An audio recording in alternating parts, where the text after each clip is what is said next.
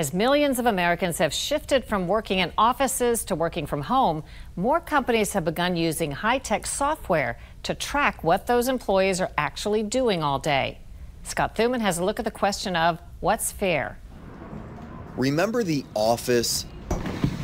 That uplifting feel of a stand-up desk, the mega printer and endless supply of paper, those goosebumps whenever the boss was watching. Breaking news tonight, Americans on virtual lockdown to slow the spread of the coronavirus. It's been 2 years since most American businesses, in the wake of a global pandemic, sent their workers home. New York skyscrapers empty, Los Angeles roads deserted. Employees plunging into a new norm. Workdays starting on the couch, continuing in the kitchen, and often ending in the bedroom. And bosses keeping tabs almost every step of the way. One of the biggest concerns that executives had when the pandemic first started is that we're going to move all of these employees to working from home, and all that's going to happen is that they're going to take naps during the day. Brian Kropp conducts research on trends in human resources for the consulting company Gartner. What are you seeing right now that companies are relying on the most to make sure that their employees are working when they're at home? So the most common thing that companies are using right now are different ways just to measure activity. So when did you log in? When did you log off? But we're seeing other organizations look at things like, who are you emailing? What sort of websites are you going to? And then at the extreme, using your camera on your laptop to track your facial expressions, what you're doing, trying to get feedback from what you're looking at and what your face actually is expressing, if you're frustrated, if you're tired, if you're asleep. Before the pandemic, Kropp estimates that less than 30% of the largest U.S. companies, often referred to as the Fortune 1000, used some sort of tracking technology. Now, Kropp says that number has jumped to 60%. Twice as many companies now are doing whatever they can to make sure their employees, when they're at home, are actually working. So that's not necessarily every employee, but for some segment of their workforce, they're doing that, yeah.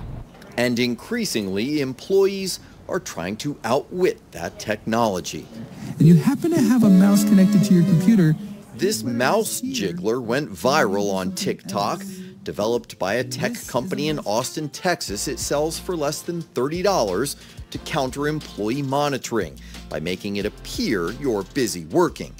Just as global sales of employee monitoring technology could reach almost $7 billion by 2028. Even though you may be using your employer's equipment and be on their time, people are going to say this is illegal. Do they have a legal protection in there? Employees, not really. The employer has an access and has a right to all of that information. So all of your emails, all of your instant messages, everything you're sending on Teams or Slack, it's all being warehoused and captured. If your cell phone is provided by your employer, they can actually track where you are. Almost no employees in America today know the full extent of the monitoring they're subjected to. Albert Fox Khan is a lawyer, an activist on privacy and technology issues, and founder of the Surveillance Technology Oversight Project, also known as STOP. Khan says laws have failed to keep up with the threat to privacy surveillance tools pose. If you're just checking how many times someone is clicking a key at their keyboard, that doesn't tell you if they're doing a good job. Reducing every aspect of our work life to a set of numbers gives you terrible data and gives you terrible employee satisfaction. It's really incumbent on the states and even local governments to protect workers from these sorts of tools. This is why we call the states laboratories of democracy, because they are oftentimes the first to, try out new legislation. At least 7 states, including New York, have laws governing employee monitoring, ranging from simply informing employees they're subject to surveillance to banning non-consensual home surveillance and biometrics.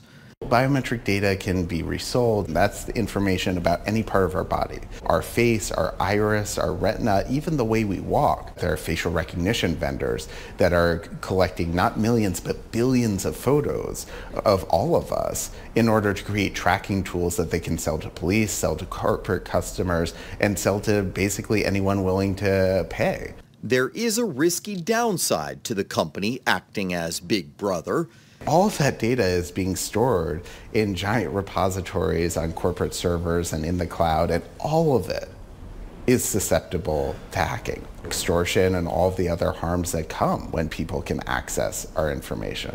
So when we think about these pools of data, it's not just a gigantic landmine for the employees whose lives are being documented. It's potentially a huge source of liability for the companies that collect it and could lose control of it. But in spite of the scary notion of your boss being over your shoulder 24/7, the reality of tracking might be for your own good.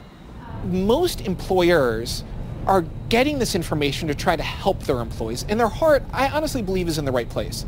They're trying to understand who's coming up with the best ideas to appropriately reward them for that. They're trying to figure out, are our employees working too many hours and they're getting exhausted and burnt out? And then if that's the case, are there things that we can do to adjust the number of hours that they're working or nudge them to take a break? So the vast majority of companies are using this information to try to help their employees and create a better experience for them rather than to really spy on them. Though there can be consequences for companies accused of abusing access. In Illinois, a former Amazon employee sued after claims his biometrics were captured and kept without his consent in what may be one of the first test cases of employee versus Big Brother. For Full Measure, I'm Scott Thuman.